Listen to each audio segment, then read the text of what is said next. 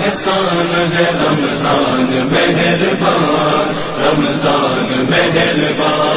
الحمدللہ رب العالمین والصلاة والسلام علی سید الانبیاء والمرسلین، اما بعد فاعوذ باللہ من الشیطان الرجیم، بسم اللہ الرحمن الرحیم۔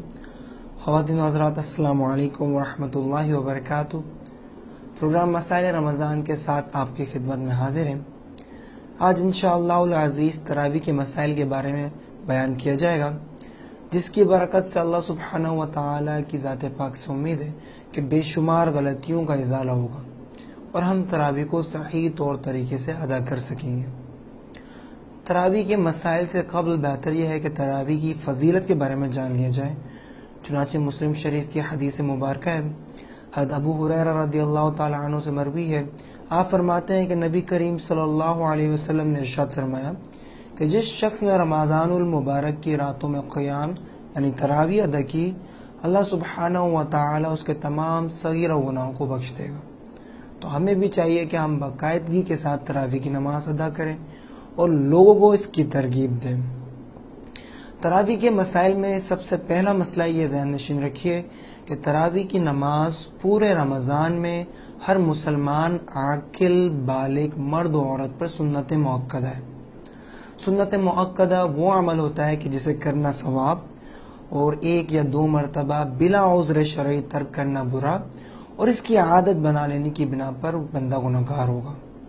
لہٰذا وہ خواتین جو یہ سمجھتی ہیں کہ ان پر تراویح کی نماز ادا کرنا لازم نہیں، ایسا ہرگز درست نہیں۔ جس طرح تراویح کی نماز مردوں پر سنت مؤکدہ ہے، اسی طرح خواتین پر بھی تراویح کی نماز ادا کرنا سنت مؤکدہ ہے۔ اگر یہ بلا عذر شرعی تراویح کی نماز چھوڑنے کی عادت بنائیں گی تو اس صورت میں یہ بھی گنہگار ہوں گے۔ اسی طرح وہ مقام جہاں تراویح کی نماز کے لیے امام مقرر ہو، ایسے مقام پر کم از کم ایک مرتبہ قرآن پاک کا ختم سنت مؤکدہ ہے، اور اگر ایک مرتبہ سے زیادہ ہو یعنی 2 یا 3 مرتبہ تو یہ افضل اور مستحب عمل ہے۔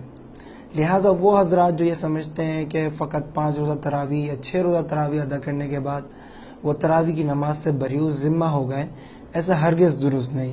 یہاں فقط ان کی ایک سنت پوری ہوئی ہے، اور وہ یہ کہ انہوں نے قرآن کریم کو مکمل سن لیا ہے، نہ یہ کہ ان کو رخصت مل گئی کہ وہ بقیہ رمضان المبارک کی راتوں میں تراویح کی نماز کو چھوڑ سکتے ہیں۔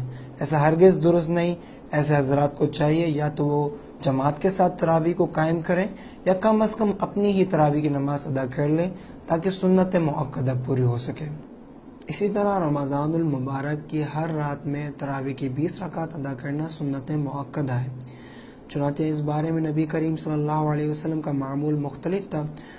مصنف ابن ابی شیبہ کی روایت ہے، حضرت عبداللہ ابن عباس رضی اللہ تعالیٰ عنہ سے روایت ہے، آپ فرماتے ہیں کہ نبی کریم صلی اللہ علیہ وسلم تراویح کی 20 رکعت ادا کیا کرتے۔ اسی طرح حضرت عمر فاروق رضی اللہ تعالیٰ عنہ کے زمانہ اقدس میں بھی صحابہ کرام تراویح کو باقاعدہ جماعت کے ساتھ 20 رکعت ادا کیا کرتے، جس کی ایک چھوٹی سی عقلی دلیل یہ بھی ہے کہ مکمل قرآن کریم کے اندر 540 رکوع ہیں، اور صحابہ کرام کا یہ معمول تھا کہ وہ تراویح کی ہر رکعت میں ایک رکوع ادا کیا کرتے، یعنی کہ تراویح کی 20 رکعت کے اندر 20 رکوع قرآن کریم کے پڑھا کرتے، اور اگر آپ 20 رکوع کو ملٹیپلائی کریں 27 دنوں سے تو آنسر آئے گا 540، یعنی صحابہ کرام تراویح کی 20 رکعت نماز ادا کیا کرتے اور 27ویں شب کو قرآن کریم کا ختم کیا کرتے۔ تو یہ ایک چھوٹی سی عقلی دلیل ہے کہ صحابہ کرام بھی تراویح کی 20 رکعت ادا کیا کرتے۔ تراویح کا وقت جان لیں کہ عشاء کے فرض ادا کرنے کے بعد سے لے کر سحری کے ختم ہونے تک، یعنی فجر کے سٹارٹنگ ٹائم سے پہلے تک، اس پوری ٹائم ڈیوریشن کے اندر اگر کوئی شخص تراویح کی نماز ادا کرتا ہے تو اس کی تراویح کی نماز ہو جائے گی۔ لہٰذا وہ حضرات جو یہ سمجھتے ہیں کہ 12 بجے کے بعد اگر وہ تراویح کی نماز ادا کریں گے تو ان کی تراویح کی نماز نہیں ہوگی، ایسا بالکل درست نہیں۔ اگر ان حضرات نے عشاء کے فرض ادا کر لیے اب وہ 12 بجے کے بعد تراویح کی نماز ادا کرتے ہیں تو اس صورت میں ان کی تراویح کی نماز ہو جائے گی۔ اسی طرح وہ حضرات جو مسجد میں لیٹ آئے، اتنا لیٹ کہ تراویح کی جماعت سٹارٹ ہو گئی تھی، اور اب یہ عشاء کے فرض ادا کرنے کے بجائے ڈائریکٹ ہی تراویح کی نماز میں شامل ہوتے ہیں، تو اس طرح ان کا کرنا درست نہیں۔ ان پر لازم ہے کہ پہلے وہ عشاء کے فرض ادا کریں، پھر تراویح کی جماعت میں شامل ہوں۔ تراویح ادا کرنے کا مستحب طریقہ کار وہی ہے جو ہمارے یہاں رائج ہے، یعنی 2 رکعت ادا کرنا اور 4 رکعت تراویح پڑھنے کے بعد عربک میں دعا کرنا۔ اگر کسی شخص کو دعا یاد نہ ہو عربک میں تو وہ اردو میں بھی کر سکتا ہے، اس میں کوئی حرج نہیں۔ تراویح کی جماعت کے بارے میں جان لیجئے کہ تراویح کی جماعت سنت مؤکدہ علی الکفایہ ہے، یعنی محلے کے کچھ افراد تراویح کی جماعت میں شامل ہو گئے تو بقیہ محلے والے بریء الذمہ ہو گئے۔ لیکن اس کا ہرگز یہ مطلب نہیں کہ ہم آپ کو ترغیب دے رہے ہوں کہ آپ تراویح کو جماعت سے ادا نہیں کریں، بلکہ مقصود یہاں صرف مسئلہ ذکر کرنا ہے۔ ہمارا آپ تمام حضرات کو یہ مشورہ ہوگا کہ آپ تراویح کو جماعت کے ساتھ ادا کیا کریں۔ اس میں 2 فائدے ہیں، ایک یہ کہ آپ قرآن کریم کو پورا مکمل سن لیں گے، دوسرا یہ کہ آپ تراویح کو جماعت کے ساتھ ادا کریں گے جس میں زیادہ ثواب ہے۔ بعض مقامات ایسے ہوتے ہیں کہ جہاں دن میں لوگ طویل محنت و مشقت کرتے ہیں، جس کے باعث تراویح کی نماز ادا کرنا ان کے لیے مشکل ہو جاتا ہے، تو ایسے حضرات کے لیے شریعت مطہرہ نے رعایت رکھی ہے، وہ یہ کہ حافظ صاحب یوں کر لیں کہ جب 2 رکعات کے بعد وہ اتحیات میں بیٹھیں تو اتحیات مکمل کرنے کے بعد فقط اللہم صلی علی محمد کہہ کر سلام پھیر لیں، لیکن اس معاملے میں مقتدیوں کو اعتماد میں لے لیں تاکہ کوئی شخص بدگمان نہ ہو۔ اسی طرح ایک سوال یہ پیدا ہوتا ہے کہ اگر کسی شخص نے تراویح کی نماز ادا نہیں کی تو کیا وہ قضا کر سکتا ہے تراویح کی یا نہیں؟ تو یاد رکھیے قضا فقط فرائض اور واجبات میں ہوتی ہے، نہ یہ کہ سنن و مستحبات میں۔ اور میں نے آپ کو جسے پہلے ذکر کیا کہ تراویح کی نماز سنت مؤکد ہے، لہٰذا اس کی کوئی قضا نہیں۔ ہاں یہ ضرور ہے کہ اگر کسی شخص نے تراویح کی نماز کو بلا عذر شرعی چھوڑنے کی عادت بنا لی تو اس صورت میں وہ گناہگار ہوگا، لیکن اگر کسی شرعی عذر کے سبب کسی نے تراویح کی نماز کو چھوڑا تو اس صورت میں وہ گناہگار بھی نہیں ہوگا۔ اب امامت کے بارے میں جان لیجئے کہ مقتدیوں میں نابالغ اور بالغ دونوں حضرات شامل ہیں، تو اس صورت میں امام کا بالغ ہونا لازم و ضروری ہے۔ ہاں اگر فقط مقتدیوں میں نابالغ حضرات ہیں تو اس صورت میں اگر امام بھی نابالغ ہو تو اس میں کوئی حرج نہیں، لیکن اگر ایک بھی شخص مقتدیوں میں بالغ ہے تو اس صورت میں امام کا بالغ ہونا لازم و ضروری ہے۔ اسی طرح امام کا عاقل اور باشرع ہونا بھی ضروری ہے۔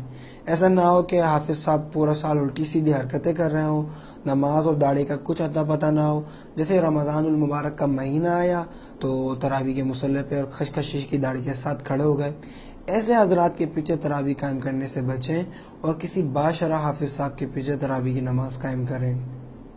ہم ان حضرات کے بارے میں نہیں کہہ رہے کہ جو اللہ سبحانہ و تعالیٰ کی بارگاہ میں توبہ کر چکے ہیں اور اب تراویح کی نماز قائم کر رہے ہیں، بلکہ ہم ان حضرات کے بارے میں کہہ رہے ہیں جن کا سال ہر سال سے معمول ہی یہی ہے کہ پورا سال الٹی سیدھی حرکتیں کرتے، نماز اور داڑھی کا کچھ پتہ نہیں ہوتا، جیسے رمضان المبارک کا مہینہ آتا تو خشخشی سے داڑھی کے ساتھ تراویح کے مصلی پر کھڑے ہو جاتے۔ ایسے حضرات کے بارے میں کہہ رہے ہیں، ایسے حضرات کے پیچھے نماز قائم کرنے سے بچیں اور کسی باشرع حافظ صاحب کے پیچھے تراویح کی نماز قائم کریں۔ اسی طرح یہ بھی یاد رکھیے کہ حافظ صاحب کا اس طرح قرآن پاک پڑھنا کہ جس میں الفاظ چب رہے ہوں، تو یاد رکھیے کہ اس طرح قرآن پاک کا پڑھنا اور اس طرح قرآن پاک کا سننا یہ دونوں گناہ کا کام ہے۔ ایسے حافظ صاحب کو چاہیے کہ وہ قرآن پاک کو صحیح طریقے سے ادا کریں تاکہ لوگوں کو بھی گناہ نہ ملے اور نہ ہی ان کو گناہ ملے۔ اللہ سبحانہ و تعالیٰ کی بارگاہ میں دعا ہے کہ جو ہم نے تراویح کے مسائل کو سنا اسے صحیح طور طریقے سے سمجھنے اور اسے دوسرے تک پہنچانے اور تراویح کی نماز کو صحیح طریقے سے ادا کرنے کی توفیق عطا فرمائے۔ آمین۔ بارک اللہ لی ولکم وآخر دعوانا ان الحمد للہ رب العالمین۔